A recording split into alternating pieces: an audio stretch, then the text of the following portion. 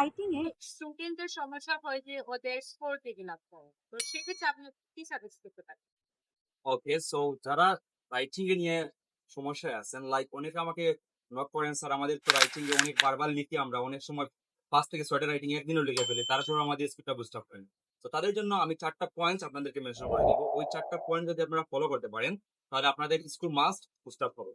প্রথম পয়েন্টটা হলো আপনাদের কোয়েশ্চেন আন্ডারস্ট্যান্ডিং। অনেক সময় অনেক স্টুডেন্টরা মনে করেন 5 মিনিট লেখার পরে তারা বুঝতে পারে যে কোয়েশ্চেনটা বুঝতে পারেননি। সো এই ক্ষেত্রে আপনাদের কি করতে হবে, ভালো করে কোয়েশ্চেনটা বুঝে, ফুল ফিগারটা বুঝে, ফুল পিকচারটা বুঝে তারপরে কি করবেন, স্টার্ট করবেন লেখা।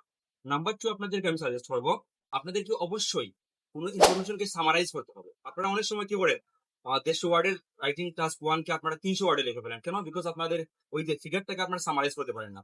এন্ড আপনাকে কি করতে হবে, কম্পারিজন করতে হবে। কম্পারিজনটা কিন্তু অনেক বড় ইম্পর্টেন্ট বিষয়, বিকজ ব্রিটিশ কাউন্সিল তারা অলওয়েজ কি করে আপনাদেরকে মেনশন করে দেয় যে সামারাইজ প্লাস কম্পারিজনটা খুব বেশি important to get better score.